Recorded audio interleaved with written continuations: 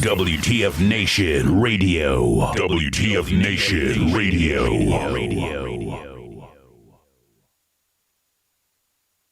The voice of U.S. Army. WTF Moments. This is WTF Nation Radio.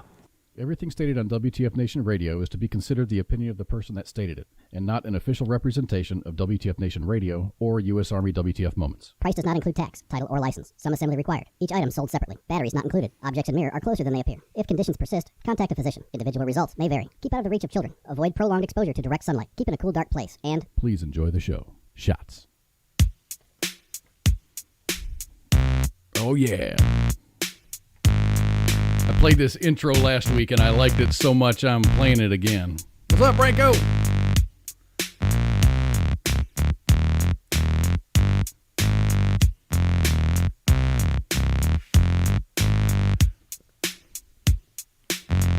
I think Ice is going to steal this from me. He probably will.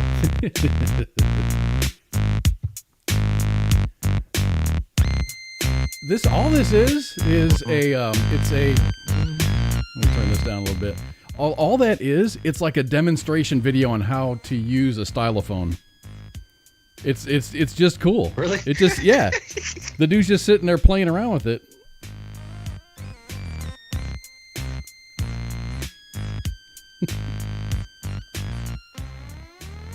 I like it. It's not a song, it's just a product demo. Got a little Dr. Dre in there. Because NWA used a stylophone in their in one of their albums. Yeah, anyway, all right. What's going on, everybody? We're just sitting here playing around, and we have an audience here to entertain. My name is Kaz. This is WTF Nation Radio and U.S. Army WTF Moments. We're just going to be hanging out tonight, Friday. It's a Friday Night Freedom. If you're new here, thanks for coming by. I see a lot of Rahab. Dude, I'm going to butcher your last name. Zerky? Hello, how are you? I am fine. How are you? I guess we can... it's going to fade out in 5 seconds anyway.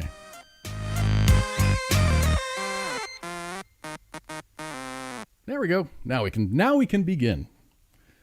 All right, class. How's everybody doing? Today's Friday, the 4th of June, man. We made it to June. Wow. Right? This year is going freaking fast, man. It's almost half over. Man. It's almost half over. I don't know. I think it's cool. But it's just time. Time's just ticking away. So let me hit the some of our housekeeping, because this is important, because we got some pretty cool guests coming up next Tuesday. This coming Tuesday, actually, we got Scott Mann, retired Green Beret turned playwright. Scott Mann knows what it's like to struggle with returning home from combat and leaving the military. He learned how to overcome that struggle by sharing his story. His play that he wrote, called Last Out: Elegy of a Green Beret, brought the realities of life in the military to audiences across the country. And in its 2019 tour, and it's scheduled for a limited release, which has been broadcast here on U.S. Army WTF Moments and WTF Nation Radio Facebook. And it's a filmed performance on Memorial Day on the 31st, which was around to honor Gold Star families, and the full release of the production is going to be on Veterans Day, November 11th. So he's going to be on to talk about his production. And let me see, on the 22nd of June, Rob Paulson is going to be on the show. Now you might say to yourself, who is Rob Paulson? Voice actor Rob Paulson will be on Pop Culture Warrior to talk about his experiences in voice acting in Hollywood. Pretty cool, right? Some of Rob's work include Raphael and Donatello from Teenage Mutant Ninja Turtles, Yako Warner, Dr. Otto Scratch and Sniff, and Pinky from animatronics Pinky and the Brain. Carl Weezer from Jimmy Neutron, Boy Genius, and its spin-off television series, The Adventures of Jimmy Neutron, Boy Genius. Peck the Rooster from Barnyard and its spin-off television series, Back in the Barnyard. Spike in Land Before Time. Dude's been around, man. So he's been the voice of over 250 animated characters and performed in over 1,000 commercials. He received a Daytime Emmy Award for Outstanding Performer in an Animated Program and 3 Annie Awards for his role as Pinky. So that's pretty cool. So we can begin the show because we're going to begin with a mistake that I made. All right. Before we talk about Kaz's mistake, I like to feed the birds. I buy bird food and stuff. I buy these little suet bricks and stuff, and the squirrels come and eat off of it. The little birds come and get it. The crows will fly by and have some food. And last week I saw that the crows, when it gets down to that last little nugget, the crows actually try to pick that thing up and carry it away. Our crows are huge here. Fly off with it. So, I screwed it to the post. So it has a chain, and I screwed it to the post. I came home from work today, and I looked over in my backyard, and my feeder is gone. Missing. The screw is no longer in the post. But it was my feeder has a little morsel of food left in it. The screw's gone, but the feeder, it was over in the corner. It's like they tried to take off with it and then they couldn't. Sounds like a job of squirrels, because I've been battling. I've got two that I've been dealing with right now is because I feed the woodpeckers. I like seeing I live on the East Coast. We got all kinds of woodpeckers, but the squirrels and the starlings are my two arch nemesis right now. I think starlings are beautiful because when they fly, they're all like woo, like one brain. Yeah, but they're an invasive species, and they're just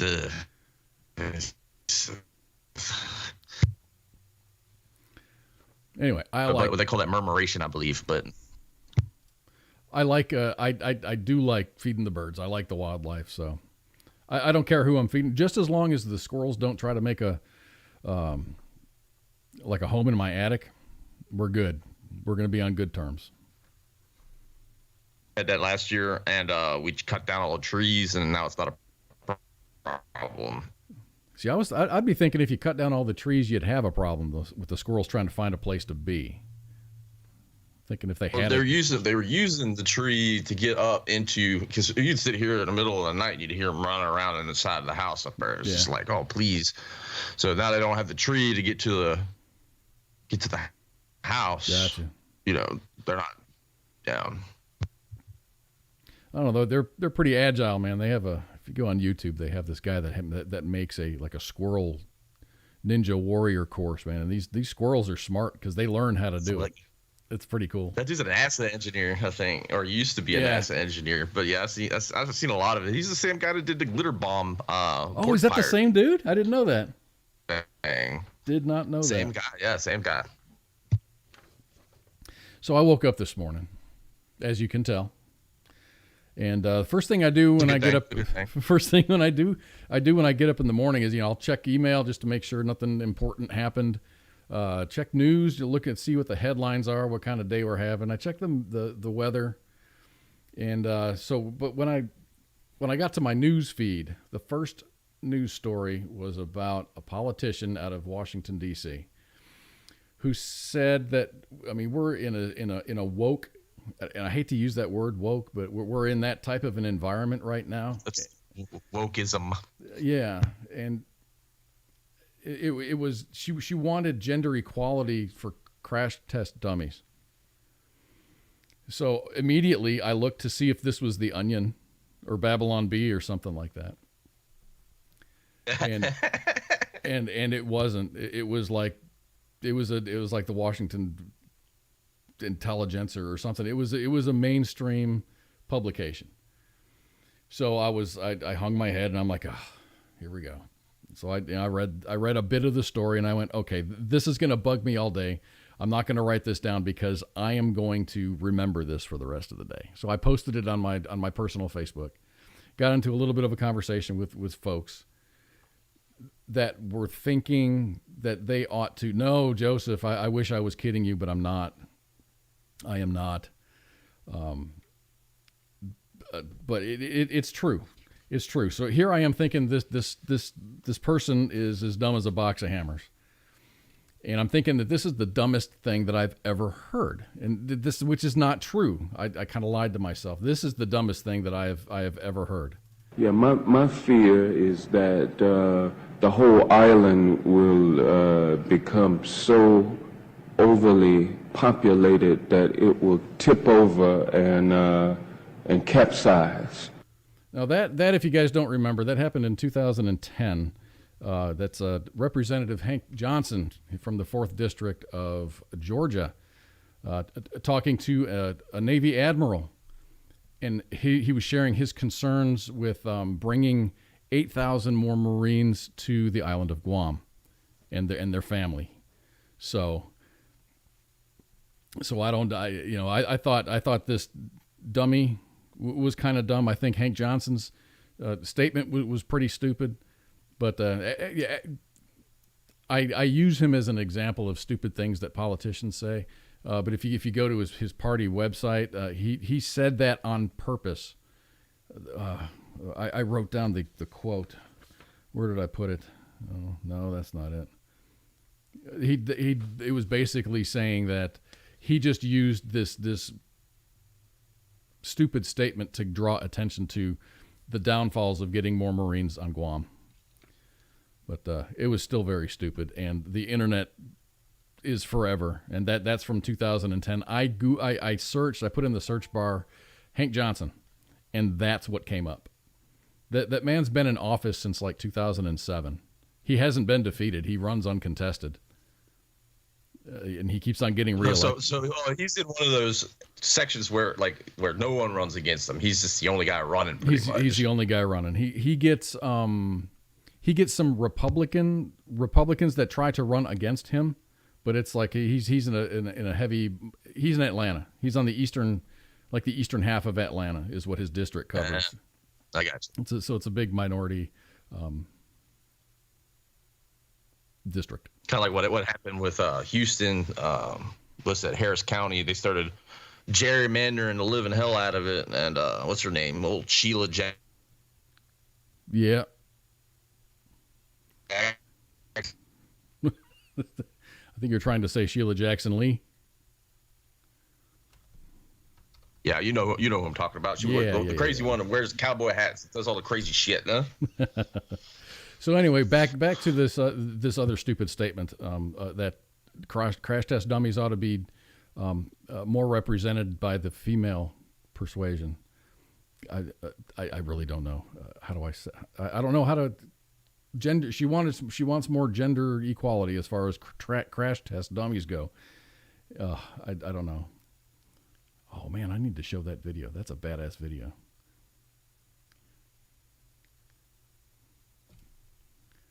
So anyway, here's from her Twitter page. Eleanor Holmes Norton said that female car crash victims are 73% more likely to experience serious injury or death than males. This is about more than differences in average height. There are other anatomical differences between males and females that affect how bodies can react in a crash. Women are equal as drivers on the road, but safety standards do not protect them equally. It's time for hashtag time for change. Read my press release here. It's full of nothing but like a social justice zingers and stuff. It's just it's pretty bad. So in the world of I did do some research, and she has a point, but this is my opinion. This is Kaz's opinion. She has the wrong point. She's on the right track, but she's saying the absolute wrong things. She could make a factual argument to expand crash test dummy testing to cover more of the percentile sizes of women that they test. And that's all I'm saying. Her office said that her office just said that she's wanting. She actually serves on the House Transportation Subcommittee on Highways and Transit, and she called for Congress to introduce legislation regarding her concerns. Now she's a delegate of Washington D.C. She's a non-voting member. So she just, can try to influence others. but she doesn't. Her vote doesn't count, so she tries to get other people to take on things. So the first thing I'm thinking is, are they getting her to take on these things or to suggest these things because they want her to appear stupid and maybe not win re-election? And then I go back to the Hank Johnson example that I just gave, and that guy said that back in 2010, and he's still in office, so that doesn't work. So I wanted to be a little bit educated before I started talking about this, and I went to the website, the National Highway and Traffic Safety Administration. So, and that's who does all of the crash testing. That's who owns all the crash test dummies. They are a part of the Department of Transportation. Several different crash scenarios are performed on dummies representing all drivers, not just male. The dummies include, but are not limited to, and here's a list going from, I guess, the largest to the smallest. 50th percentile adult males, 50th percentile weighted adult males, which is the heavier version of whatever the adult male is, and that's roughly 171 pounds. Fifth percentile adult females and small adult females. Now, the 5th percentile adult female, the weight of that, the weight of her is 108 pounds. A small adult female, that size dummy, is 97 pounds. And then it goes down to kids from there. A 10-year-old child, 6-year-old child, a 6-year-old weighted child, a 3-year-old child, a 1-year-old child, and a newborn child. Now, something struck me as strange, and if Norton was at all serious, she probably could gain a lot of ground as far as this expanding testing by just saying, why is only the 5th percentile of adult females being tested? 5th percentile. How many 108-pound women do you know? I mean, that aren't in high school or college. Like, yeah, I can count it right there. I said one right there. One, just one. Yeah, I mean, I work with some small framed females engineers, and they're probably, I don't want to guess, I don't want to ask. They're probably more than 108, less than 115 or 20. Some of them are quite tall, and that makes a difference. So why don't they do like tall skinny women, short chubby women? I mean, expand it a little bit. They just have a couple of small adult female. It's the small adult female category that was weird. 97 pounds. That's very small. You're at that point, huh? So I think they ought to just expand it to like a 50th percentile or bigger. I mean, and even for men too. I mean, a 50 percentile adult male, weighted male on the top side of that is 171 pounds. A lot of, you get an adult male 6 foot tall, they're probably going to weigh healthy 185 to 200. And Americans, we're not the healthiest. So you're going to get no, we're not. Actually, you're going to get a lot of heavier individuals in there. I walk around Walmart from time to time, man. It reminds me. I don't know if you've ever listened to Elliot in the Morning. Big DC 101 guy, talk show in the morning. His morning talk show, and he went on this whole. And people were calling just mad about hearing it, but obese people were more likely to cause accidents. Was what the topic was about. I guess they've done a study on it. They're more, why? Because they can't like turn around all the way, or I don't know if it's a reaction time, not being able to move. And there was one guy that called and he's like, I'm a big boy. I'll drive me a 350 just because of that, because those little tiny little cars I can't move around in, and it's always kind of funny when you're like driving down the road, you see like a old Geo Metro putting along and it looks kind of like off cantered and you're trying to figure out what's going on. And there's like a 300-pound dude driving, able to get his arms up over that. It's funny to see that shit, but I think that's what it is. But hey, I need to look at that a little bit more. But it's been years since I heard that broadcast. So, I mean, if you look at kinetic energy, you get, kinetic energy is 1 over mass times velocity, 1 over, what is it? Yeah. 1 over 2 times mass times velocity. So you get a 150-pound man going 60 miles an hour. That's 24,400 joules of energy in kinetic energy. So, and that's just a 160-pound man. Get up to, 200 pounds, 250 pounds, 300 pounds. That's just the kinetic energy that's just the kinetic energy that's inside the vehicle. We're not talking about the 4,000, 5,000, 6,000 pound vehicle that they're driving. This is all about inside the vehicle, trying to keep people safer. And they do tests, front impact, side impact, rear impact, with and without airbags, with and without side impact airbags or the airbag curtains. So I think there's a lot of airbag curtains have actually been attributed to saving a lot of people's lives recently because of the way they work. Like they used to have, like, if you got a side impact, the glass would shatter and your head would smash up against whatever, and it would kill you pretty much. Them things are amazing.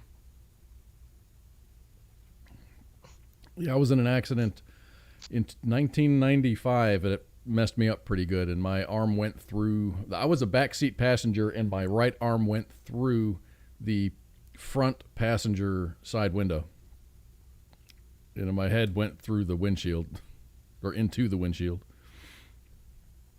That was a bad day. It's like waking up in the damn hospital. You open up your eyes, first person you see is your first sergeant. The second person I saw was my squad leader, and the third person I saw was my dad. I'm like, uh-oh. But that was been there, done that. Man, yeah, they don't. I mean, dude, they were in. It's like they were in a hurry to get me out of the hospital, because as soon as I got up.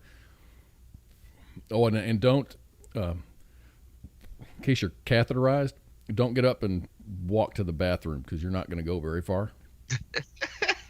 Shit. I didn't know I was catheterized until I tried to get up and go to the. I just felt that, dude. Oh. I didn't make it very far. But as soon as they took the catheter out, I recovered from that, and then they let me go to the bathroom, and then they're like, "We had to cut your clothes off so you can wear these 2 hospital gowns, but we're going to discharge you." So I picked up all my personal effects. Everything was soaked in blood. And they gave me a ride. I got a ride to go back to the barracks. Oh, that's mine wasn't a car accident. I got jumped outside a strip club and got kind of fucked up. Dude, all the good stories start with that. Yeah. Got fucked up, and I guess either I started talking shit or whatever. I don't remember. So I've heard like 4 different stories about it, but apparently I got my ass beat and my wallet taken. So it was like, all right, whatever. I was contracting in Iraq with a guy that went back. He went back for his 30-day leave. Mid-tour, you can go back for 30 days and then come back. I didn't. I spent the whole year there just because I didn't want to spend 13 months there. I just stayed there, did my time, and then left. But he went back to El Paso with a pocket full of damn cash, and he got robbed and hospitalized. He never made it back to the FOB. He couldn't get medically cleared to come back. That's bad stuff. That sucks. So that's why I don't carry cash. I don't like carrying that much cash. I'll carry cash on me. I just don't like carrying that much. Margie, $200-$300 is a much lose. Shit. Margie McMillan said that all 3 grounded you. My first sergeant, my squad leader, and my dad. You're grounded. They were. Go to your barracks. It was cool. I was a rear seat passenger. The driver decided it was time to take a nap on the drive home. So, wasn't my fault. I didn't do anything wrong. But thank you to Sergeant Shispankowitz. I remember that guy's name. He dragged me out of the car. Spankowitz. Yeah, Sergeant Spankowitz. I was in 6 Cav. It was Fort Hood. So the crash was on Warrior Way, and no, it was 13 Corps Support Command. We were on the airfield, and we were driving home. It wasn't that late. It was like 11 o'clock or midnight, Friday night. Went to a friend of mine's wife's birthday party in Temple, and then we drove home. He was my designated driver. And he ended up falling asleep on the way home. It's irony right there. You try to do the safe thing and he falls asleep. See what happens when you get a designated driver? Uber is your friend. Uber didn't exist. Uber didn't exist back then. What was it? No, it brings me to a story. Me and my aunt went out one night. We were like, let's go to the bar or the pub, get some drinks. It's like, all right, well, we're taking an Uber. We ain't fucking around. Oh, okay. Our Uber driver comes up, and that dude was high on cocaine, like no one else's business, because or meth or something. I don't know. You know how they get that sniffle? They're like, and he's talking 40 million miles an hour. He's whipping in and out of traffic. It's like, I'm gonna fucking die because I got an Uber today. Try to be safe, and I'm gonna die.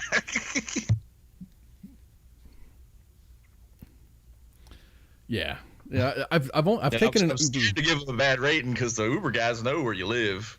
They do have your Addy. They got your address. They picked up at my house. I'm like, oh shit! I gotta give a guy a good rating and tip him so he don't come by the house and kill me in the middle of the night. Well, here's $10. His review is, he did a great job, but would not recommend or something. I don't know. Be nice, but try to be honest. I don't know.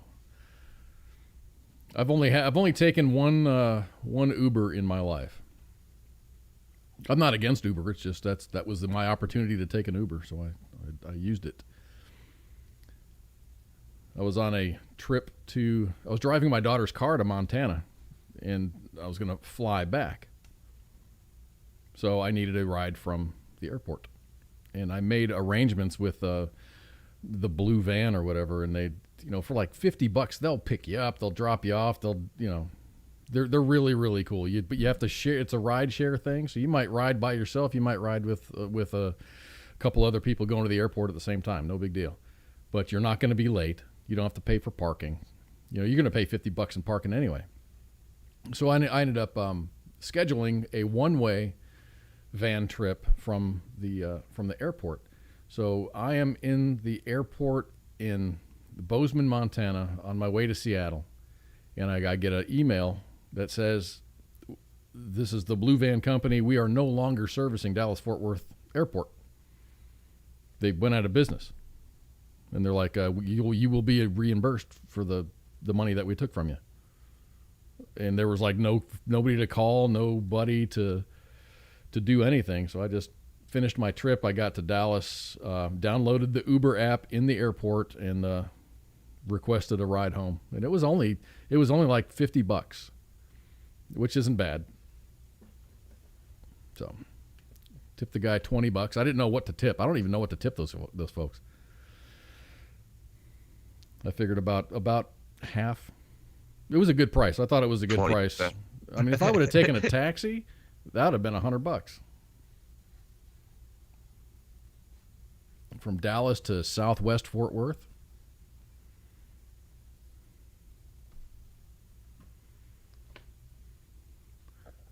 You guys don't have slug lots up there.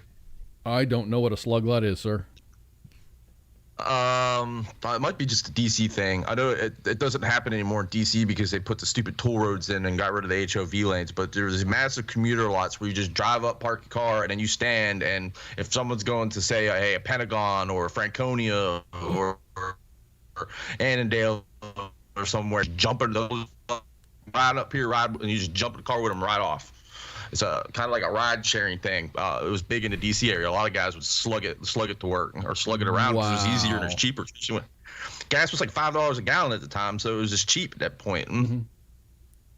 It's like trying to find construction. A lot of people did that. It's like trying to find good quality construction workers at the Home Depot parking lot.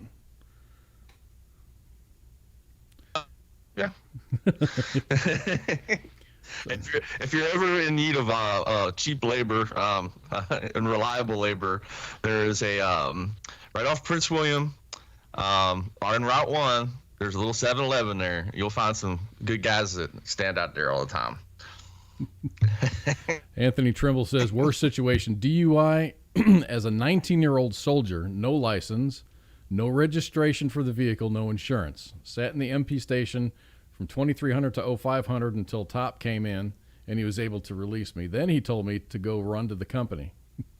He's driving his car and told me I better beat him there. My squad leader was waiting for me at the barracks. It was a really bad day. Yeah. Wow. But that you must be old, Arby, because that happened nowadays. Your career would be over at that point, and it's just boop, you're out. Sorry to that. Most units have zero tolerance policy for that. Yeah. At least a bar to re-enlistment. You're going to finish your enlistment, but you're not going to be able to continue it.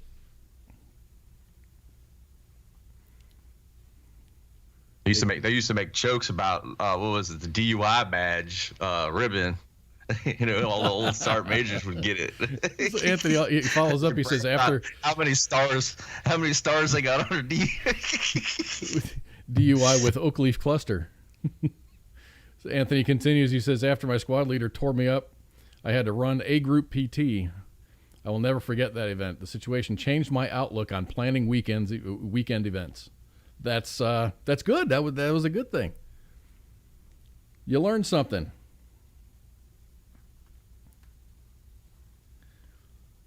Don't drink and drive, people. No, that's a part of our safety briefing.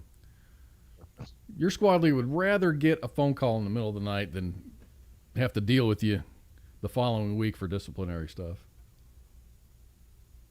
No, first sergeant would always say during the safety brief, he'd be like, if you're too drunk to drive, give me a call. Well, I called his ass, and I got cussed out the whole goddamn time he was taking me back.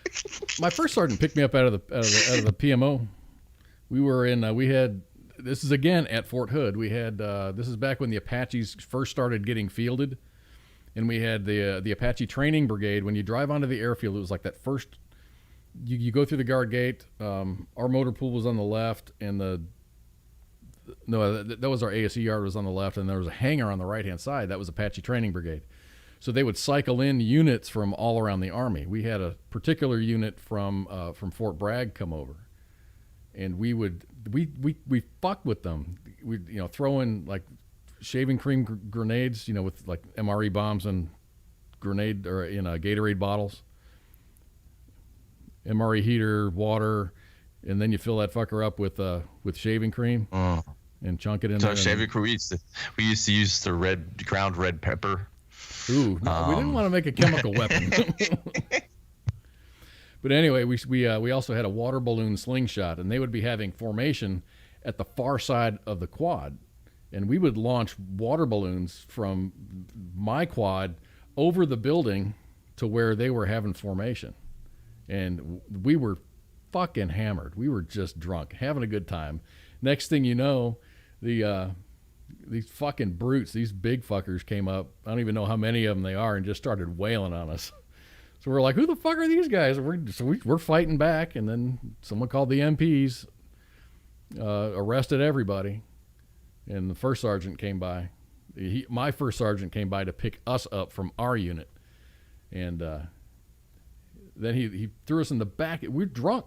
And we threw us in the back of his pickup truck and drove us back to the barracks. And he's like, he's like, you guys aren't getting, any. There's no charges pressed against you, but your ass is mine for 2 weeks. We were seriously the detail whores for 2 weeks, 2 solid weeks, weekends included, and he was there every single day. So that was kind of a life that wasn't even a life lesson. It's like, damn, it's not like we stopped doing it. They did confiscate the water balloon slingshot, and they wanted to press charges for assault with a dangerous weapon or assault with a deadly weapon. They spit some word salad at us, and we're just a bunch of E4s. Man, that was fun. I'm glad we could reminisce here on Friday Night Freedom. About all the dumb shit we've done? Yeah. speaking of dumb shit, you used to live down in Florida. Oh yeah. Iguanas get pretty big down there? No, you only find them down. Well, I guess they've made their way into the Everglades and stuff, but you only find them in the South, like Miami-Dade, the Keys. They're real bad on the Keys. But yeah, they'll get little baby Komodos fucking rolling around on you and shit. I seen one that had been about like 8 feet long, but. But from what I hear is that they're not aggressive. When it gets cold, when there's a cold snap, they fall out of the trees. Yes. And that's about it. So here's my Florida man story. I've got a Florida woman story too. I don't even know what slide I'm on. Is that it? Nope, that was the crash test dummies graphic there. Oh, no, that's not it. What the hell? Boy, we just come prepared here, don't we?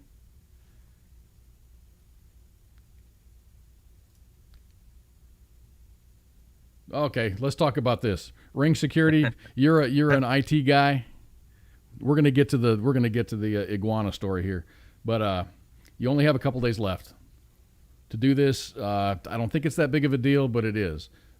If you're an Alexa, Echo, or other Amazon device like Ring, you only have a couple more days to opt out of an experiment that leaves your personal privacy and security potentially hanging in the balance. On June 8th, that's 4 days from now, the merchant web host and entertainment behemoth will automatically enroll you. They'll automatically enroll you. You have to actually actively opt out of this to a program that's called Amazon Sidewalk.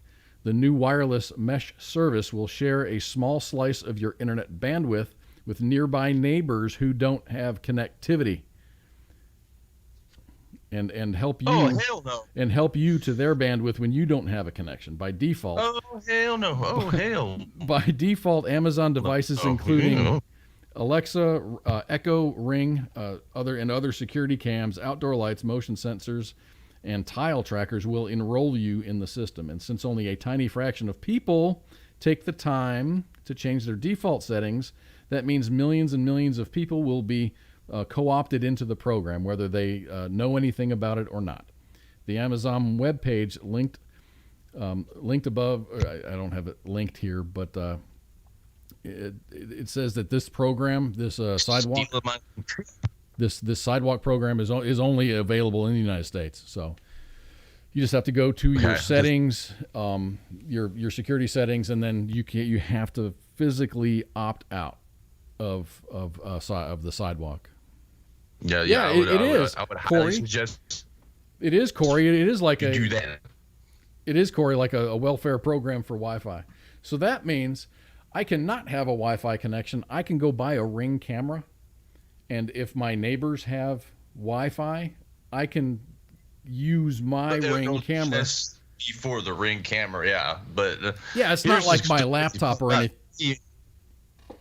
As a hack with my, well, I won't say hacker kind of minded brain, like the reverse engineer things and stuff like that. I'm already seeing where I could take a quote unquote Ring device, I'll say, and I'll just have access. I'll have full blown internet for free at this point because I'm pulling the bandwidth and I'm using it to, access my Ring, quote unquote. No?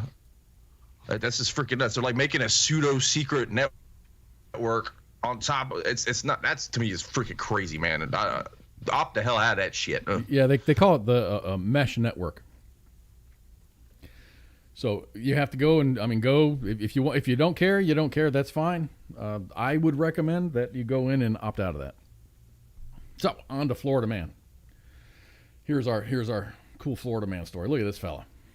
Kind of looks like an older version of what Tech Nine's going to look like in about 15 years, 20 years. But this guy's name is P.J. Nahalya Patterson. He was arrested after allegedly beating, dragging, and kicking a 3-foot iguana in Lake Worth, Florida. This happened in September of 2020. The animal died as a Palm Beach County Animal Care and Control, or as he was being transported by them to be euthanized. This iguana was fucked up. Patterson's attorney filed a motion to dismiss the charge, but the judge denied the motion this last Friday. In the motion, Patterson's attorney, Frank Vasconcelos, said that their client was trying to save the iguana from getting run over by cars. When he brought it to safety, a crowd of people agitated the animal, and it bit him on the right arm when he tried to move it. He says he then kicked the iguana as far as he could. Patterson had to get 22 staples on his arm because of the bite. 22 staples from an iguana bite. That's They'll fuck you up. Their tail will fuck you up too. You gotta be careful about that. Yeah, it looks like a good sized whip there. You know, Ship just chimed in. He says, "Can I charge Amazon for my internet usage?"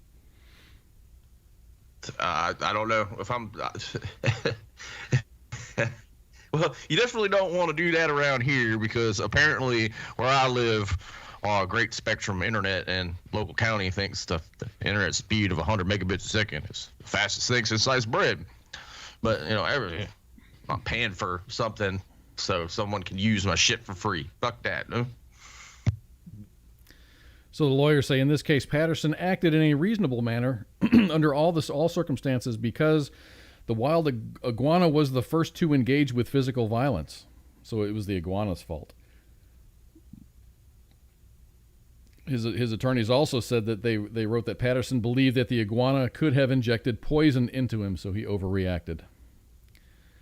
So thus he rushed to incapacitate the iguana in the best way that he knew how to preserve its antidote, because he thought he was injected with poison. Lawyers maintain that his client's innocence.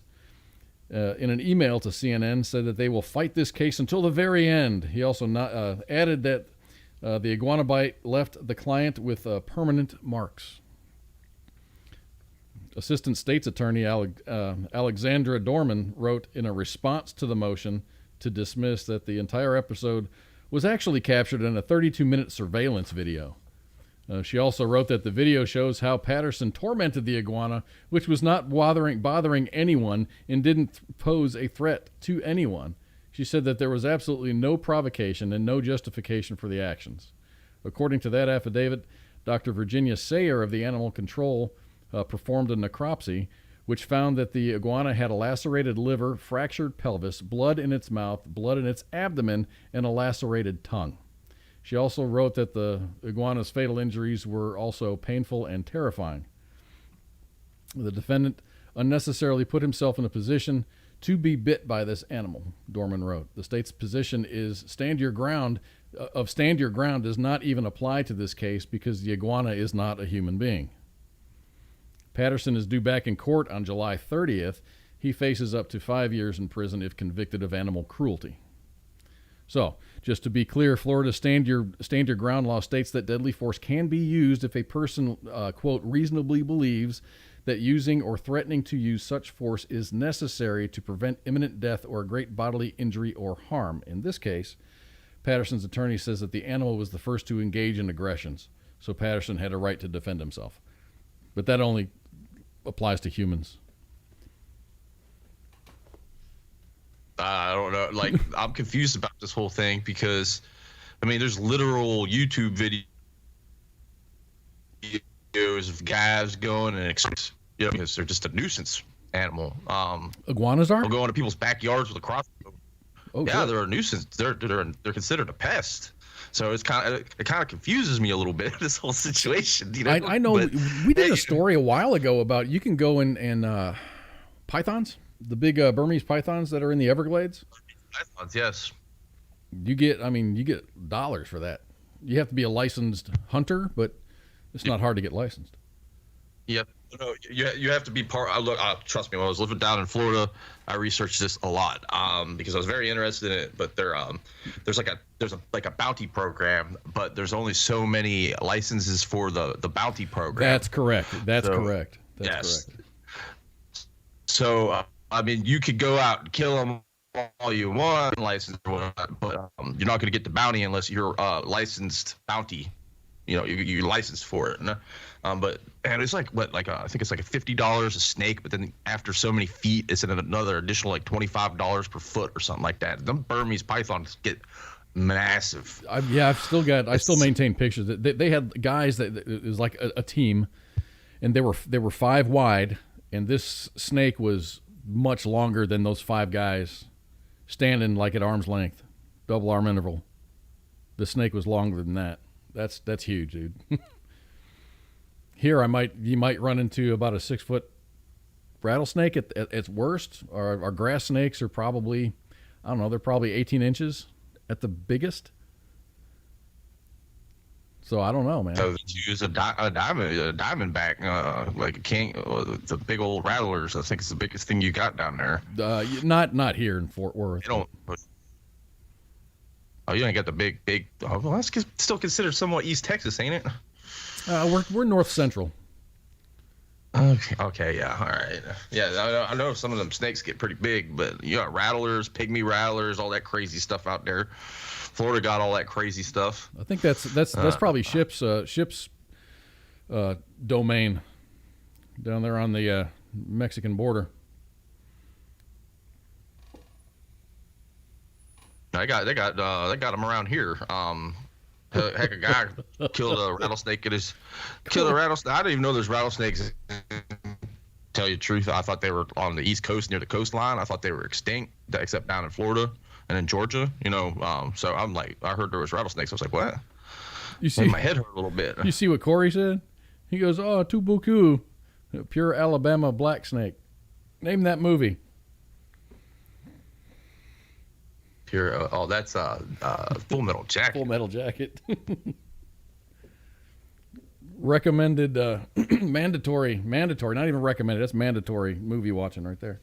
Speaking of mandatory movies, Pop Culture Warrior CQ did just a little bit, no spoilers on Army of the Dead.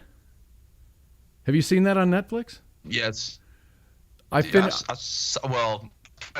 Netflixing and chilling, so I only saw a little bit of it. But from what I got from it, it's pretty all right. It's good. I actually watched the whole movie the way through. It's good. I watched it the entire way through. I'm not going to give any spoilers.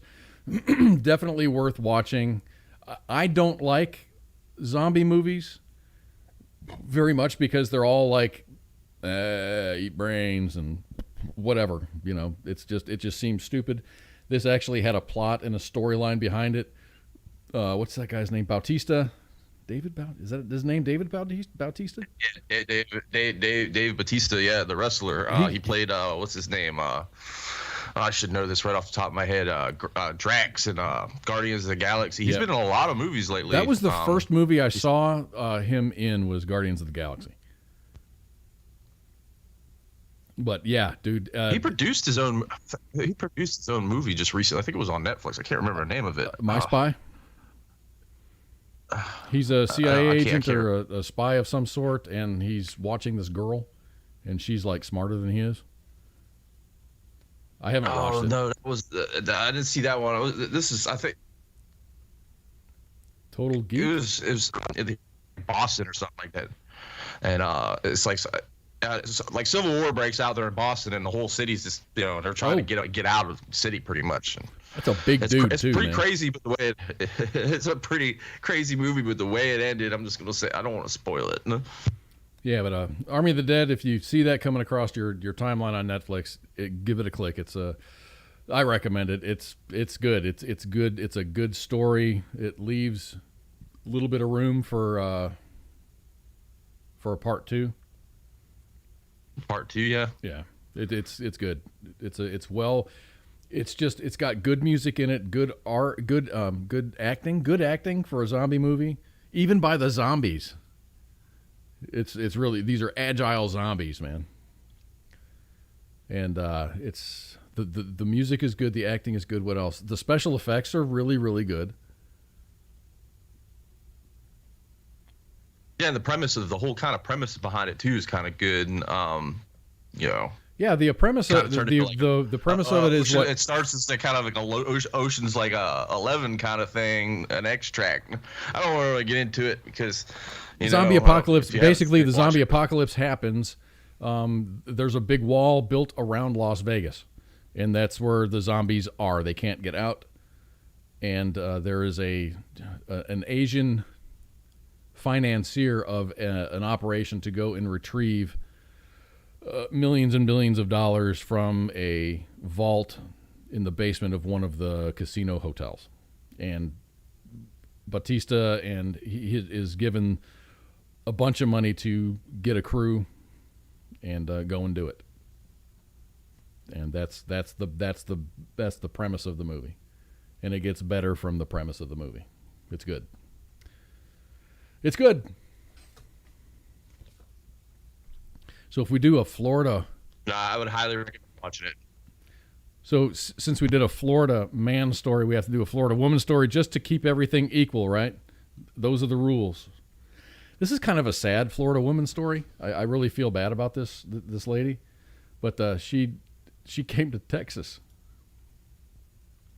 So a woman who had been missing for 3 weeks and then was rescued from a Florida storm drain found herself in another underground tunnel system in Texas over the weekend, according to media reports. Lindsay Kennedy, age 43, climbed out of a 6-foot drain pipe on Saturday night and was taken to a hospital. Her mother told West Palm Beach, Florida radio station. Kennedy had been checked into a rehabilitation center in Texas when she wandered off. She was last seen in the area of the Dallas suburbs of Grand Prairie and Arlington. Fox News has reached out to the Grand Prairie Police Department, but they have not heard back. Kennedy's friend, Brandy Morgan, told the news outlet that Grand Prairie officers spotted her. When they approached her, she slipped into a nearby storm drain. Her family tracked her using an app on her cell phone that noted her last location prior to going underground. As a precaution, her loved ones dropped bags of food and Gatorade and water in nearby manholes in an effort to sustain her. Kennedy was in the hospital on a psychiatric hold. Her family said that she has psychosis and PTSD from years of being in an abusive relationship. In March, Kennedy was pulled out of a storm drain while naked in Florida's Delray Beach after having been missing for 3 weeks. She told authorities she became trapped while exploring the tunnel. She found it while swimming near a canal by her boyfriend's house. She got lost inside the tunnel system after several turns. After she was rescued, authorities said that she was so weak she couldn't stand on her own. I don't know how much longer she would have been down there. Delray fired rescue spokesman Danny Moschella said. The idea that someone might be down there for any length of time is disturbing by itself. It's dirty, it's dangerous, there's snakes, rats, garbage, dirt, leaves, anything. Anything that's on the street washes into the sewer, and it smells awful. So I'm glad she got found again, even though it was in Texas. It's not like she went down in a manhole in Florida and came up in Texas. She was going through rehabilitation in Texas for drugs, and apparently she has some psychological issues, I guess. Well, I'd say. Well, you never know what PTS does to people if they're not. I mean, if she was if she has some borderline mental issues and they went through an abusive relationship, I can only imagine what the heck's going on. But you said that she was swimming in a Florida canal, is what you said, right? Yes, I did. Delray Beach. She's fucking crazy. I'm sorry, but anyone that gets in one of them canals swimming at night has problems. That's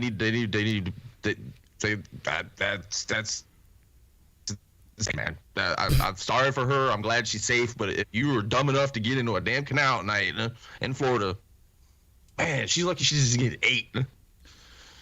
Oh, Corey says send her to the border. We can find some tunnels down there.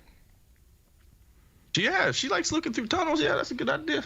That might be just a comfort spot for her. I mean, just mentally being in an area that's confined.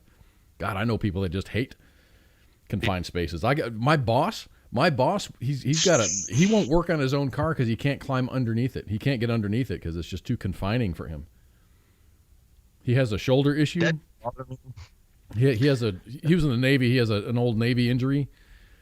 So he has a shoulder issue with one of his tendons, and they were going to give him an MRI, and he freaked out in the MRI. I don't have a problem with claustrophobia per se, but when I get into a car, I gotta crack the window. It's just I gotta have like that crack there. It just comforts me. I don't know what it is. Same with pretty much anything enclosed. MRIs don't bother me because I can see the hole. I know I can climb out of it. But if it's like and I can't get out, I start freaking the fuck out. Air.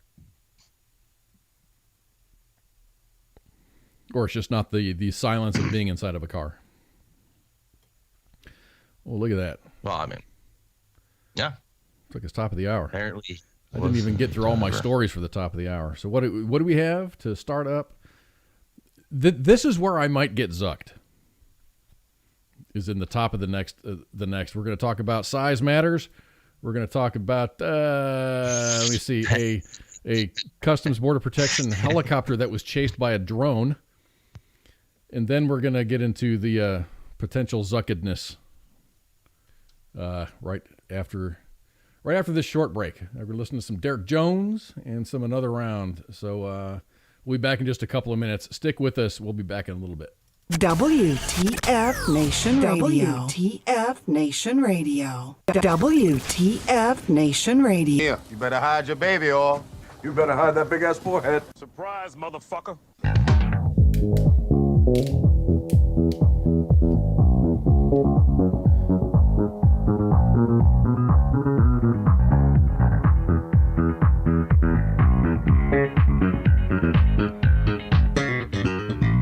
And we're back.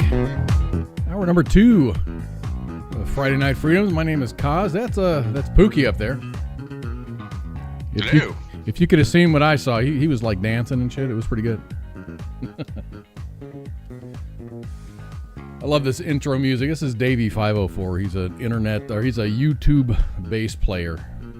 So he's extremely talented. Obviously, you can hear that. So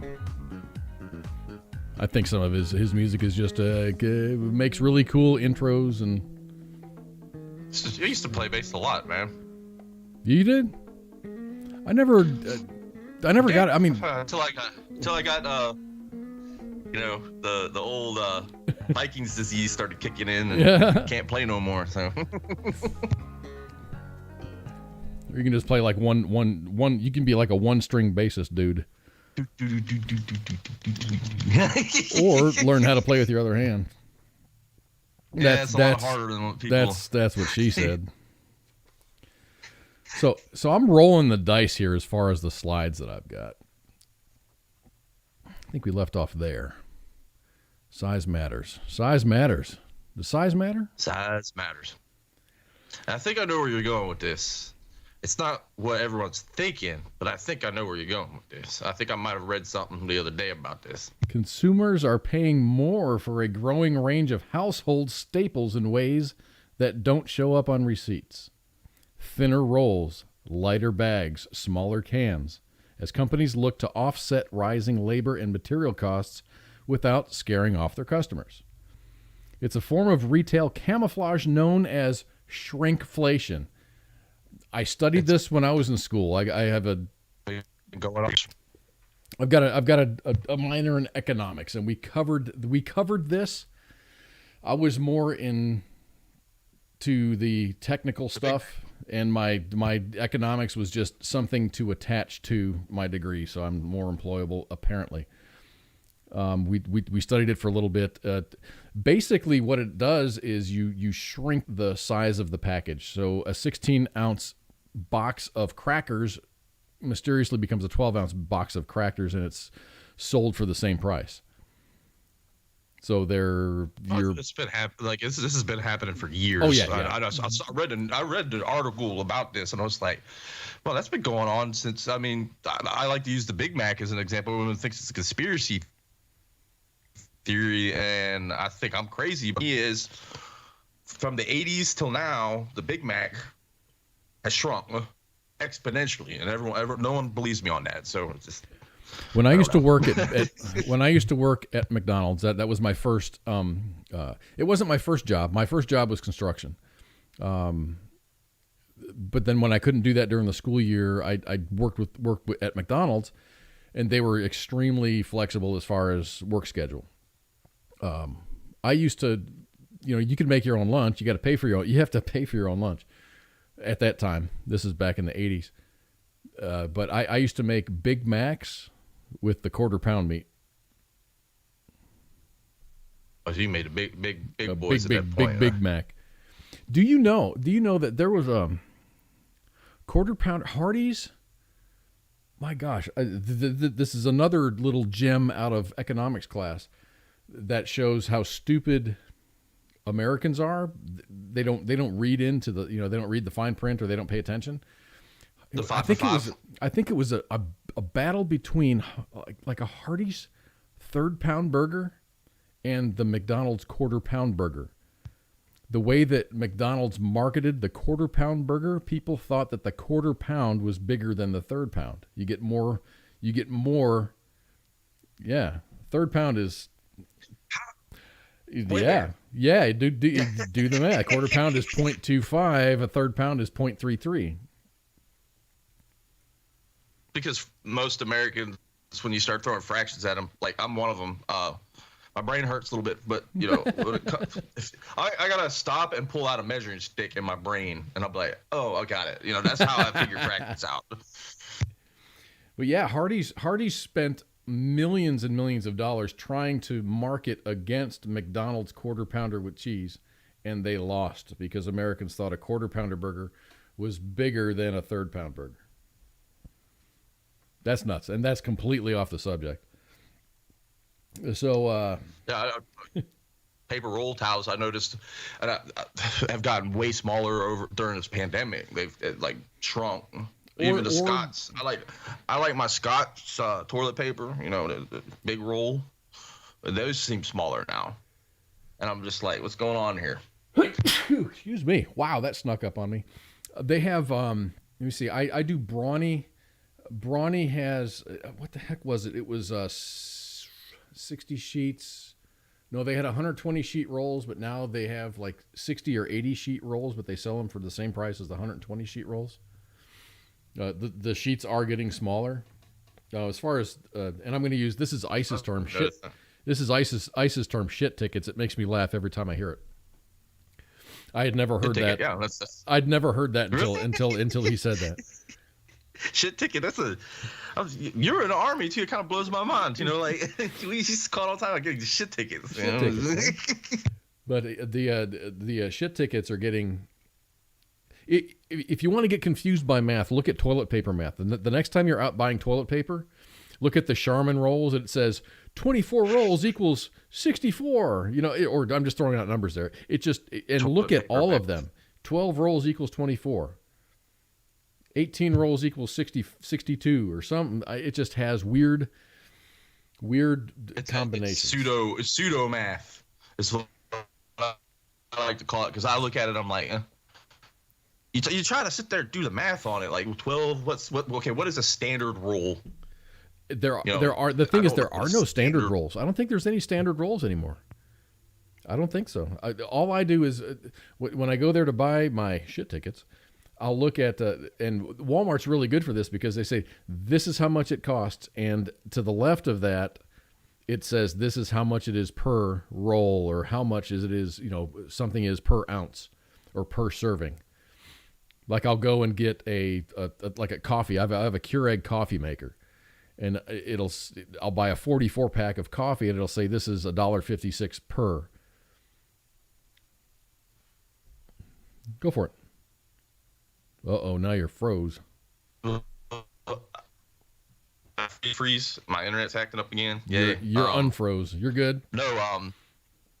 Okay. No, but what the issue with this is Americans shop. Okay. You go through the grocery store and you see a price on something, and you look at the price, and that's how Americans shop. They base it off what they see in front of them. So they see, hey, this box of cereal is buy two for $4 or whatever it is, and I see that, they're like, okay, cool. What they don't do is underneath these labels, you look down and it will tell you was it net per ounce, so 30 cents per ounce. Yeah. And this is how I shop.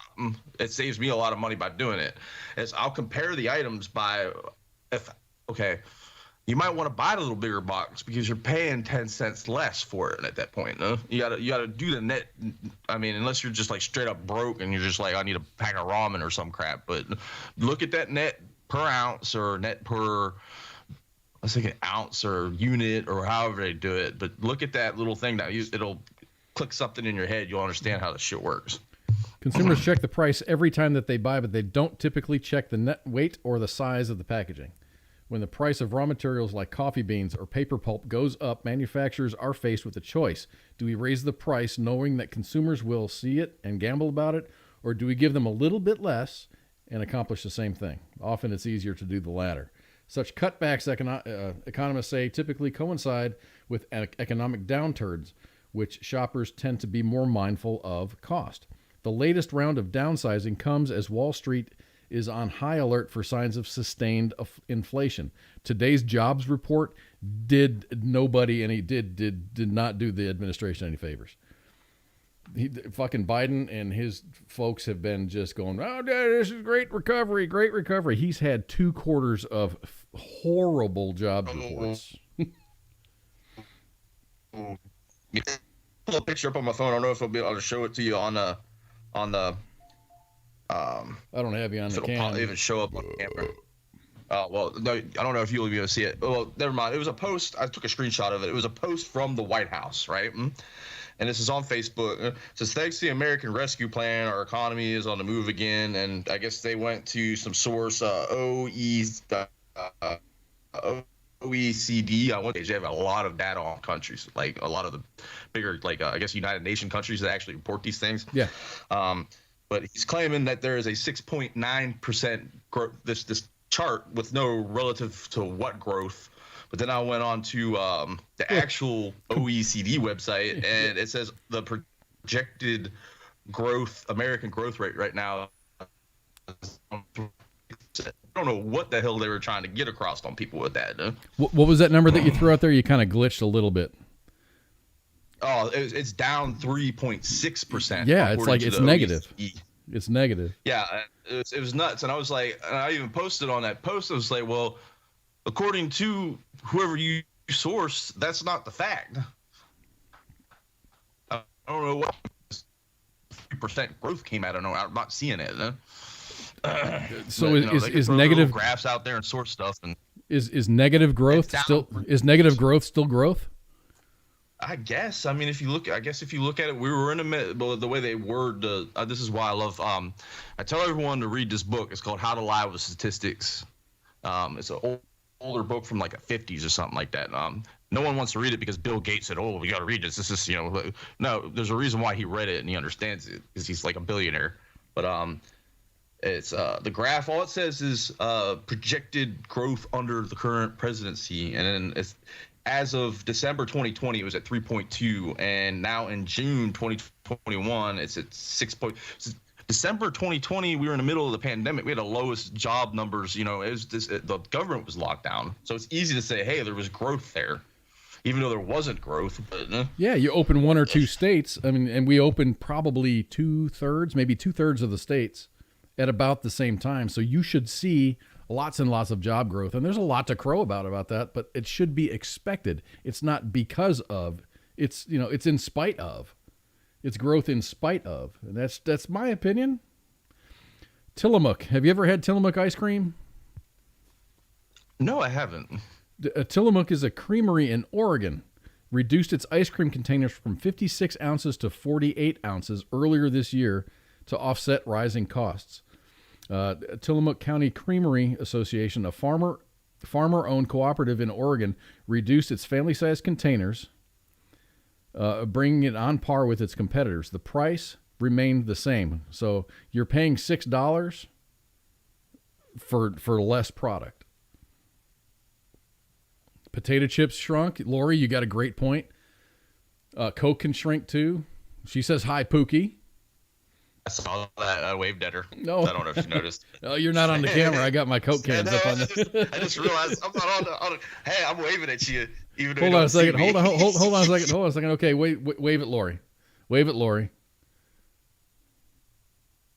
There you go. So I've been recently, as the beginning of May, I got into crypto stuff. Only because it took that long to get like verified and approved and stuff, because you got to go through some, chutes and ladders to get approved. You got to prove your identity, and then you got to provide like two different kinds of identification, show a copy of your mortgage statement or something, and then they get back to you like in 72 hours. So I ended up getting into, I bought some Doge.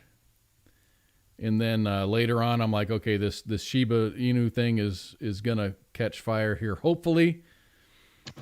So that's one I haven't touched yet, because my crypto markets that I'm on, I can't access it, and the ones that I want to get on won't verify me. I'm in some weird loophole where they're saying I'm not who I am, and I have to. That's like, I just really want to go in there, but like, look, I'm me, but I don't. I had a hard time. I'm on crypto.com and I'm on Robinhood. I've been on Robinhood for a while, but I just didn't do anything with it. So I bought my Doge with Robinhood. As soon as Doge goes over to crypto.com, I'll probably just do everything from one brokerage as opposed to two separate ones. So I'm happy-ish. I'm about even on the Doge, and I'm doing good on the Shiba. And it's almost like, because you get Dogecoin, which is a dog, and then you get Shiba Inu, which is, it just came out like in November of last year, and it's a dog, but the dog's got muscles and fangs, and it looks badder, and it's actually from what analysts say who know algorithms and things like that. Shiba has better bones in their structure than Dogecoin does. I don't know. Doge is talking about an update here soon, which will change a lot of the way it works. They're going to be doing the Doge swap, which is going to take a lot of the currency off. It's going to burn a lot of the currency. Is it Doge swap or is it Shiba swap? Shiba swap. It's Shiba swap, right? Doge was talking about doing an update, so that the transaction fees are just insane with Doge. But they're talking about fixing that. Shiba, I would really like to drop some money on that. Really would like to do it. Right now, it's down in Ethereum. It's around point. I'm going to count my zeros here. 0.000009. That was the last I checked. I can check again. I was getting because I've got a sell point right now for my Doge. I'm going to sell all that. It's going to come back to me. Whatever I invest, it's going to be a profit of what I've invested, and then I'm going to take all that and then sink that into Shiba. Just because I think Shib's going to be. I think Shib's going to be doing some good things here within the next 5 years. And, and it's money that I'm willing to lose. It's money that I'm willing to lose. I'm making money as far as my 401k and my personal investments. Every week when I get a paycheck, I shove a bunch of that into savings. So it's not like I'm shoveling money down a rat hole. I've got, I'm making a profit, I guess. It's a profit now until everything crashes, and then it's a loss. But I'm in the black.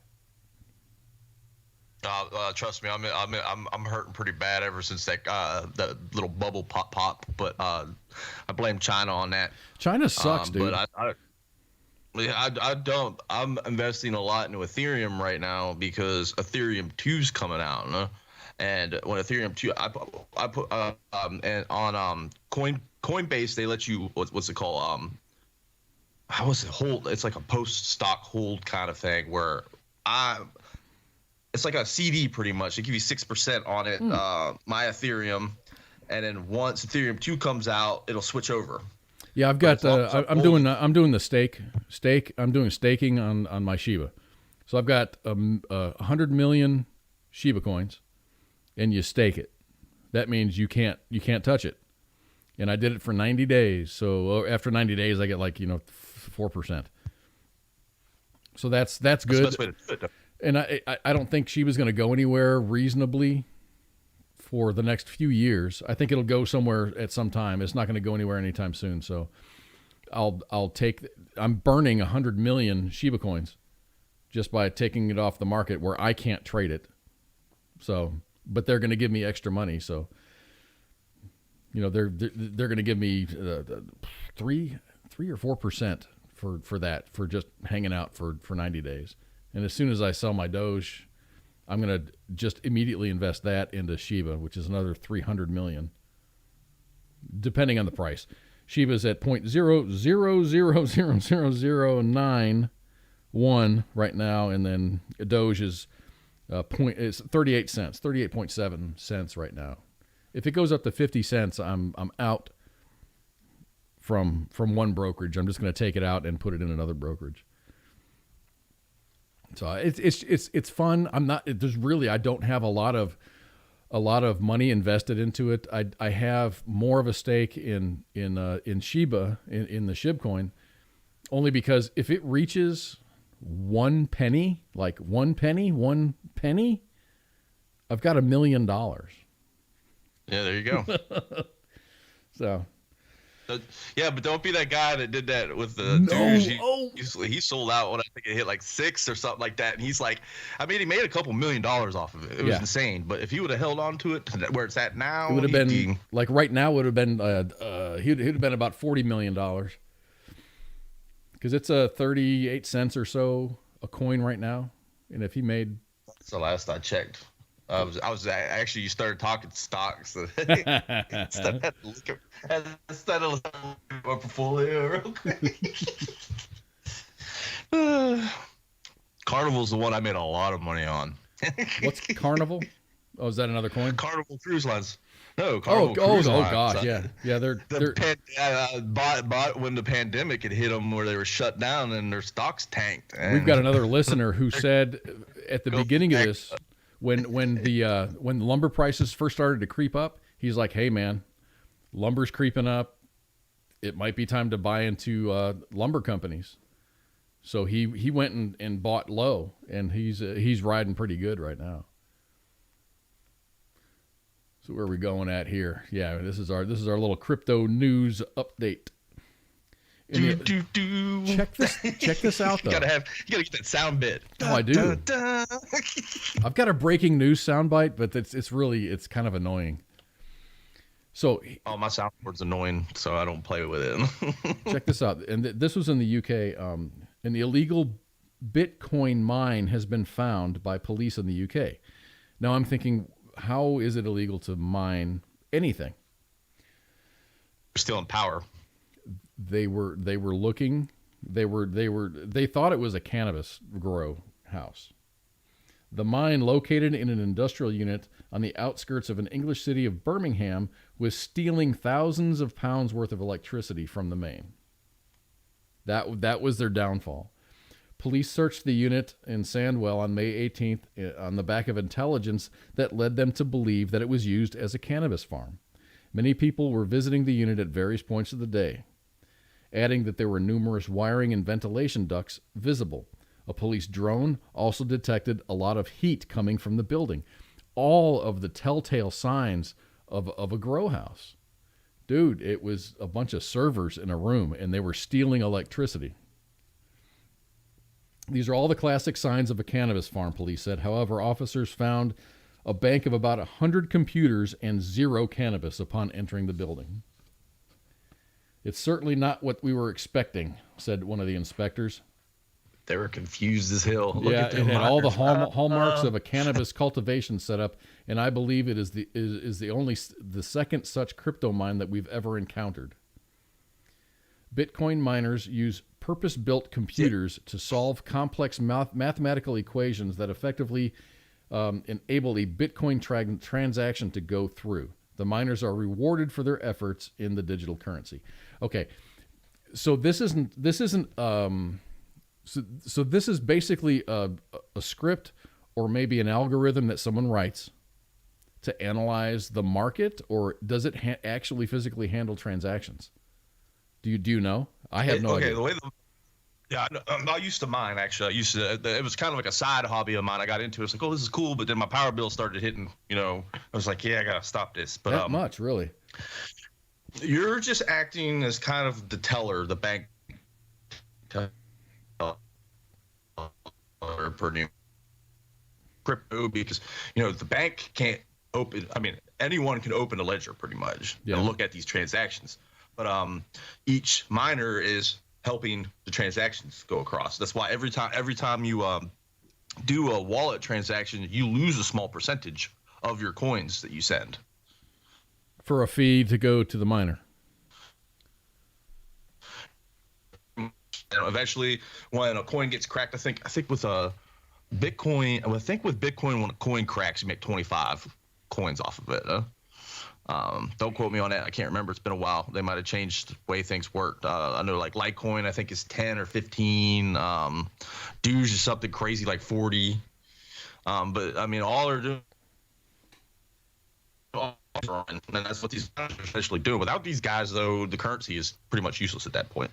Because you don't have, I mean, you need to have miners because you can't just have one central processing location because they'd blow up, they'd burst into flames. That's a lot of processing that has to happen. You need to have your own personal nuclear reactor to run it pretty much centralized like that. The only thing I'm seeing in this picture right now is giving me the heebie-jeebies. Is that freaking god-awful cable job. Their cabling sucks. Driving me nuts. Their cabling is horrible.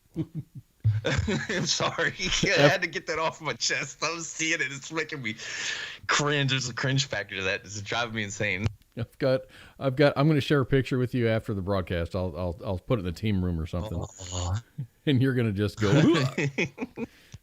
So if Pookie doesn't show up, if Pookie doesn't show up next week, that means that he's passed away due to his head's going to explode. So it's crazy. China has been like down on the crypto thing. They banned Bitcoin. Still mining it. The government is mining. And this is my opinion. I don't know anything for a fact. I think that the citizens are forbidden from mining not mining. They're forbidden from purchasing or making transactions in Bitcoin, but the government's mining the shit out of it. And I think the government of China is making a bunch of money. Well, they're making money off of it, but through that market manipulation where they own cryptocurrency, you can't mine it. What they said was the banks aren't allowed to even touch it. No? Is what they said. I think that's what it went with. Like we got here now, I think it was like Nevada. Was it Nevada? Nebraska. It was Nebraska. Can't remember what Nebraska. Yeah, they're allowing banks now to accept it as actual currency, which is nuts to me because I can walk into a bank with like silver and they'll look at me like, okay. Yeah, you got to go to a currency dealer. I had to go to I sold a bunch of gold, like bullion coin, and I had to go. I couldn't go to a bank. They wouldn't touch me. So I had to go to a currency dealer, and he had to buy the coin from me. It's shady too. Some of them guys you deal with, you walk in and you're like, they're not in the best. They're not in the best part of town. And when you're walking in there with $40,000 in bullion, that sucked. That was a tough time. That was right at the start of the 2008 recession. House prices were plummeting. I had just gotten laid off. Fuck. Yes, we had to sell some assets in order to survive. But China has now developed their own, because they're fucking whatever. Glenn Beck has been talking about this for months. I thought I had a graphic for this, but I don't. But China's crypto idea, China's going to hand out 40 million renminbi, which is $6.2 million of its digital currency, to citizens. Just give it away. Whoop, here we go, free money. And it sounds like a lot. This sounds like a lot. It's happening in Beijing. Beijing's got billions of people. Residents of the Chinese capital can use 2 banking apps on their phone to apply and win 200,000 so-called red packets as part of the lottery. Sounds like a lot. This is great. Each envelope contains about 200 yuan, or about $31. So 31 times 200. 1,000. Yeah. Well, it's I think based on the economy there, I think it would be okay. Foresee the U.S. go into this. I really foresee the U.S. Wouldn't go into this here. Don't you think that we're pretty much the U.S. I mean, because we use we're already a digital currency. Pretty much already doing that right now with like debit, credit, stuff like that. Yeah, yeah. What I'm saying is the complete annihilation and like retirement. I'll say retirement of the actual U.S. money? dollar, like cash. And I heard Glenn Beck talking about it. I was like, this makes absolute sense. They're sitting there working on that to pass the bill. You know, all your money in the bank automatically switches over to this digital currency or whatever it is. And, you know, the Fed will control its little, you know, pretty much mining hub or whatever transaction hub. But to get people to sell their cash off, it'll start out like $1 for $1. And then it'll be pennies on the dollar. The cash, like I want to do that. Then they'll drop it down to, okay, well, we'll give you 90 cents for your dollar, your cash dollar, and eventually it'll bring it down to the point where they're forcing people to give their cash off. And it's scary to think about that, because when the government has complete control of like the finances like that, I can't hide assets anywhere. It's all they can, boom, snap their finger, and this is but this is the truth of how it works. They could be like, we locked your bank account out for your protection. You have no access to any of your assets anywhere at that point. We suspect fraud, so we're going to lock all your shit down. You can't pay your bills. You can't buy groceries. You can't put gas in your car, but this is for you. That's the first thing. Yeah. Or you're an enemy of the state because you are a Glenn Beck, or you're a Pookie, or you're a Kaz, or a WTF Nation radio person. You know, for your protection, we're going to, we suspect some fraud, so we're going to lock your ass down. And that's the scary part about it. I mean, I don't like the idea of a cashless society, but then again, when you got a government that, prints it off like it's, like a free paper machine, they're printing it off faster than I think the toilet paper companies are printing toilet paper off at this point. It kind of devalues it. So here's the last story, which kind of caveats from the last story is and this is a PayPal story.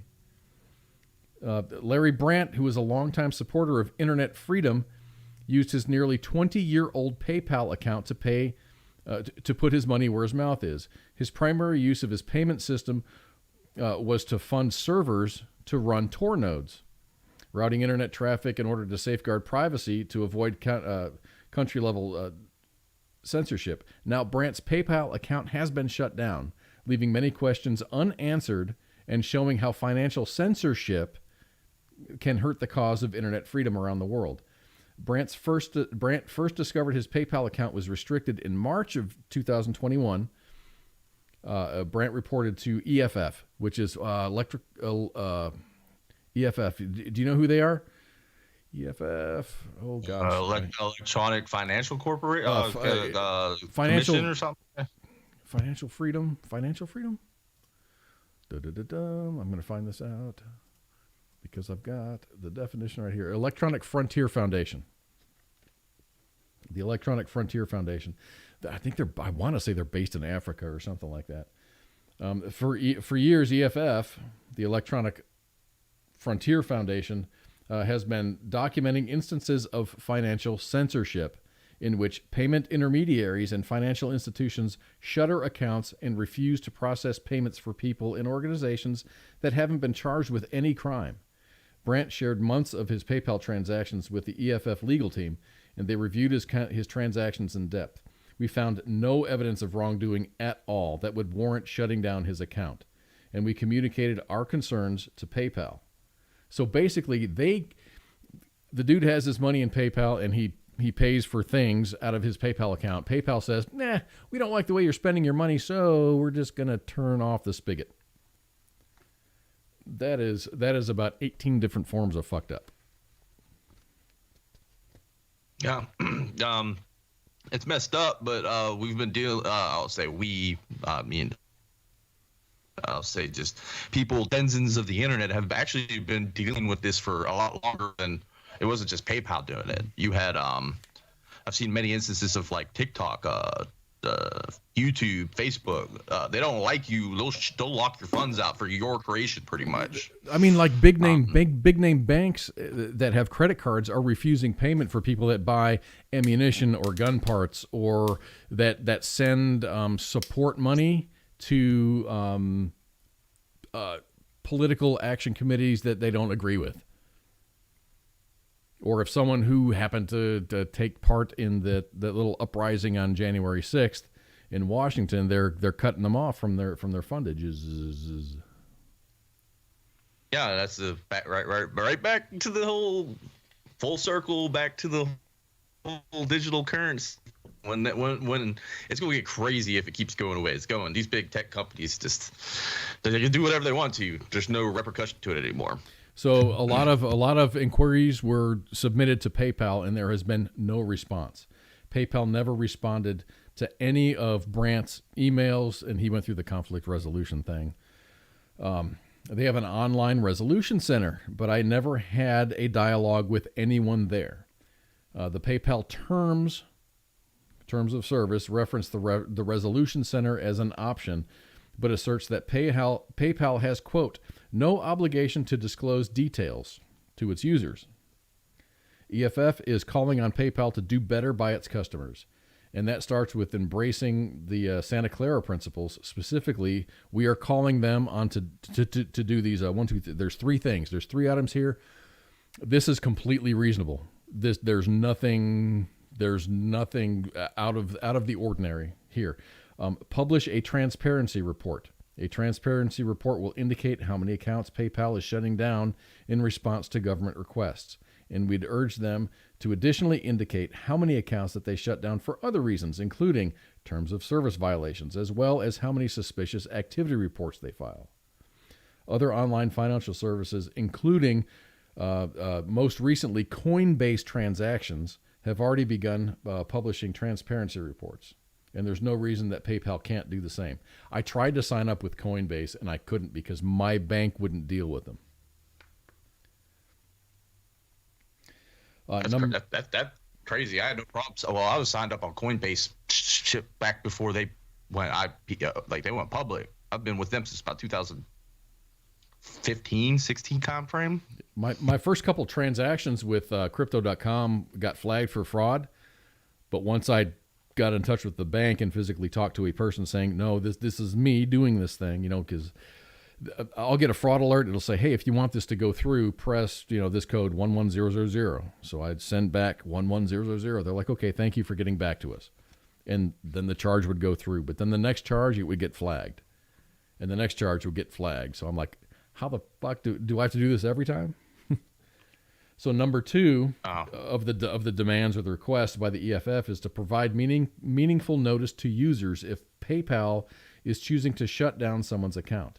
They should provide detailed guidance about what aspect of the PayPal terms were violated and why the account was shut down. Unless forbidden by doing so by legal prohibition or cases that are suspended for an account takeover. This is a powerful mechanism for holding companies back from over resilience on automated accounts. So I guess they might have a problem with automated accounts. Adopt a meaningful appeal process. This is the last one, and this is kind of the most important that I agree with. If a user's PayPal account is shut down, they should have the opportunity to appeal to a person that was not involved in the initial decision to shut down the account. That makes complete sense to me. Facebook needs to do this. There's no way you can physically get a hold of a human being from Facebook. It's almost impossible. Of all the employees that Facebook has, I can't get in touch with any, from any of them. Nothing. Yeah, no. I got a buddy of mine who has a Facebook account that he had a huge gaming page, and something happened where his password got locked out, and he could not, because he didn't have the old phone number, and there was no way I spent weeks trying to figure out a way for him to be able to get back onto his old, he had a game, he was streaming, he had 1 million followers or something crazy like that. They locked him out. He tried everything, and you can't contact Facebook. It just fucking disappeared. You can't do it. So and this is when we get zucked. dun, dun, dun. So today is the 32nd anniversary of the Tiananmen Square massacre, I guess you would say. Today's this has been going on. The actual Tiananmen Square protest had been going on for a while, and it's basically like a student uprising in Beijing, wanting more. Their government was collecting millions and millions, was making millions and millions of dollars, but nothing was getting passed down to them. They're a communist nation. Their livelihoods of, the minions on the street, their livelihoods were not improving, even though the country's finances were greatly improved because of the trade that was happening at the time. So there were protests. These protests went on for several months. On this day, 32 years ago, was when they sent in tanks. There's tons and tons of pictures. You can Google them. Some platforms like Bing are censoring them, that you can't get, like Tank Man. and this is Tank Man. That no one knows his name. His name is. Did this picture win a prize or something like It that? won prizes. Yeah, he was like the face of what a protest is of the 20th century. That right there is fuck you. This is probably one of my favorite pictures of all time, because this epitomizes the term "fuck you." I love it. I mean, look, standing there with his groceries. He's got groceries in his hands. He's just like walking through and going, "What the fuck?" So here's the picture of this man standing in front of this tank that can squash him like a bug. The tank goes right, he moves right. The tank goes left, he moves left. Dude climbed on top of the tank. If you watch the video, the dude climbs on top of the tank. He talks to the people that are inside of the tank. Then he climbs down off of the tank, and then people come to escort, and I say that in air quotes, escort him away. Where he was let go. He wasn't arrested or anything. There was lots of rumors that he was executed. He was imprisoned and then executed, but there's a lot of, I don't know the man. There's a lot of banter. There's a lot of banter about, you don't know that goes on. And there's things on both sides. They're like, okay, if the Chinese government had arrested him and then executed him, they would have made an example. Like, he would have became a martyr at that point. Huh? He would have became a martyr, but the government would have made an example out of that guy, saying, "Hey, don't talk against us, don't operate against us, because this is what's going to happen." On the other side of that coin, had he made it to Taiwan, because there's a lot of rumors that he works in a museum in Taiwan or in Hong Kong, Taiwan or Hong Kong, one of the other two freer parts of China. That if he had made it to a free country, that he would be going, yeah, that was me. So neither of which are true. China didn't say, yeah, we executed him, and he's not crowing about, yeah, I'm the tank guy. So anyway, when you look up pictures for the Tiananmen Square massacre, this is one of the main pictures that show up. And this is where Zuckerberg is going to get pissed off, because this is what happened shortly after Tank Man came around. The Chinese government slaughtered thousands of its own citizens because they were standing up against the government. And this, in my opinion, is just absolutely fucked up. Lots of folks are going to say, the government will never turn on its citizens like this. Dude, look, if I could let me zoom in on this fucking picture. This is bad radio. But dude, there's people shot. They were riding their fucking bicycles. Come on, man. Well, that's the great old communism. The great old communism that all the young bucks these days want so badly. Oh, because it's never been done properly before. And that makes my ass itch. That really makes my ass itch, because eventually socialism will eventually, once you run out of money, becomes communism. Socialism is great on paper, but you start confiscating everyone's money and redistributing it to other people, then all of a sudden, it's just, then people stop producing. They stop being productive citizens. They stop being good subjects and working for the good of the state. They got to support their own families. You start running out of the people's money, then whose money are you going to start fucking confiscating? Mm-hmm. And you're going to do it at the barrel of a gun. And how does that start? That starts with gun confiscation. That starts with unreasonable fucking, and this is just the camel's nose in the tent with magazine bans. And we can't ban guns because of the Second Amendment, but let's start fucking with ammunition manufacturers. Yes, let's make ammunition damn near impossible to find. It's I don't know. But Beirut's another good example. That was fucking crazy. They don't talk about that shit, but I know this is the anniversary of that, so we're getting into the whole. I mean, I don't want to piss off the Winnie the Pooh overlord. Okay, let's talk about that for a second. Does he look like he does look like an Asian Winnie the Pooh? Like him. He's just Winnie the Pooh in a suit. God damn it, that's funny. I wish I could since we've already breached this, I can fucking Google a goddamn picture. Xing Jiaoping, what's his name? Zhao Ping, I think. Z. I'm not good with the Chinese pronunciations. Look at that. Zhao Ping. Yep, that's him. Let me do Pooh.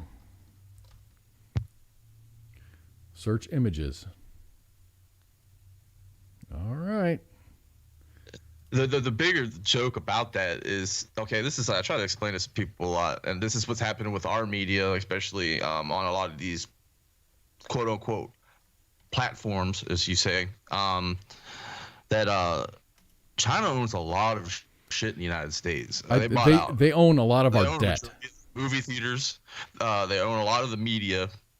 They own a lot of Disney, a big one. You noticed ever since, like, was it China or something? I can't remember what happened.